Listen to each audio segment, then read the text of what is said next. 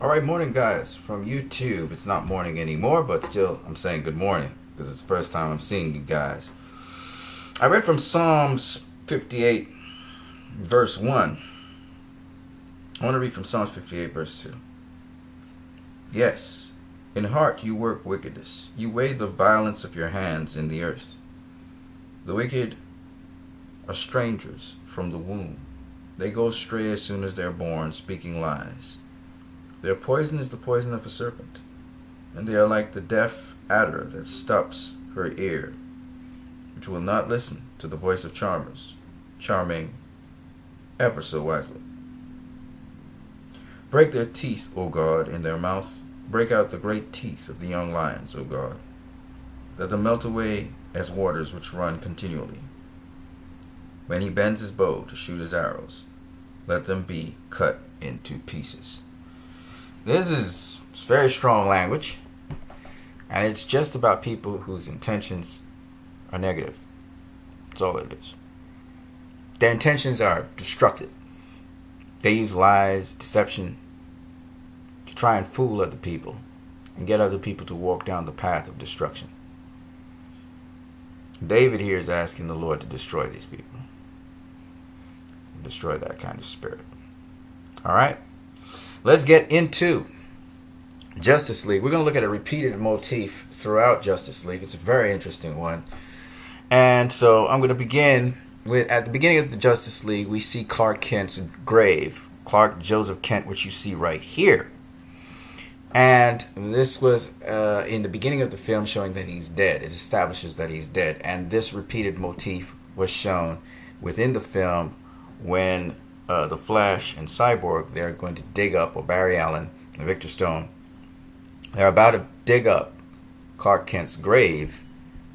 This exact photo here, just close-up shot of it, is shown. So that's one repeated motif. But this motif actually falls in line with the established motif, which was at the very beginning of the movie, where Superman is speaking to some little children about hope. He was about to say that his father told him, and then he says, a man told me that hope is like car keys. Easy to lose, but if you dig around, they're usually close by.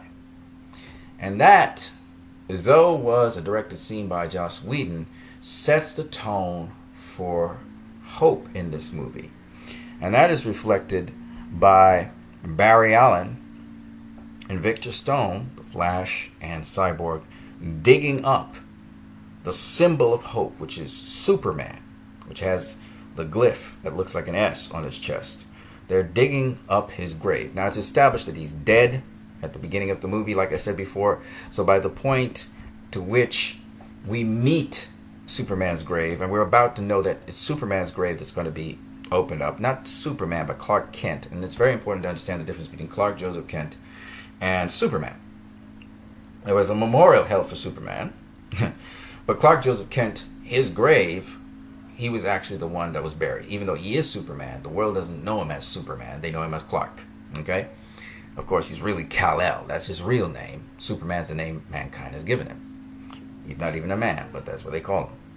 So, we see here that what Superman said, and by the way, even though I don't have the date of the footage was before Superman died, and it was actually also around the time after he had proclaimed himself to the world, which was in Metropolis, after Man of Steel. But it was also before Bruce Wayne was picking up to kill him, or actually showed down with Superman as Batman. Okay? So this here is before Superman died. And it's interesting that he says this prophetic thing, that hope is a thing. You know, it's easy to lose, but if you dig around, it's usually close by. It's very prophetic for his story. So he's dead now at this point in the movie. And in the middle of the movie, we see that if you dig around, hope is usually close by. And what's very interesting about this part of the movie is that there's a lot of digging around going on in this movie. A lot of digging around going on in this movie. And we'll get to that. But first, we see that they dug him up, and They were able to baptize him, basically submerge him in the amniotic fluid, and he was dug back up by the mother box, which blew him out of the water. So he was dug up twice. And the symbol of hope came back to life. Now, another place in the movie where this saying goes on is when we look at Wayne Manor. Wayne Manor, I know I've covered this, but still. Wayne Manor, by the way, Samuel Utton covered that point about digging up, but I got so much more for you guys. But let's just get to Wayne Manor, which is one of the things I said was dug up. So Wayne Manor in BVS was this abandoned Wayne home that hadn't been lived in by Bruce Wayne for a very long time. But he would always go there to remind himself about his purpose. And when Alfred meets him, he's in there and gearing up to kill Superman. And he looks down at the crest, the family crest, the Wayne family crest. Yes, the Wayne family has a crest too, not just the L family. And if you look at this crest, it has a sword in it, it has a hand in it, it has an animal in it. There are two birds on the side. They look like, I don't know what kind of birds. Could be birds of prey. All right, and they have the crest on the top here. But very importantly, he says that the Wayne family started off as hunters. They would skin animals and sell them the skins and trade them. So they were hunters. So that's important to remember, because when we see in Justice League the Wayne Manor, which has been abandoned, it was left to decay. Wayne is coming back to Wayne Manor. This time, you see that same fireplace right here that you were seeing over here. So this is the fireplace of Wayne Manor here that you're seeing now over here. But this time Wayne comes into Wayne Manor, and he's not coming in ominous and solemn and with some sort of dark vision that he has to have of destroying something. Instead, he's coming back to rebuild Wayne Manor. He's looking at the prospect of digging up Wayne Manor from obscurity and actually making it into the headquarters for the Justice League. But he's not alone.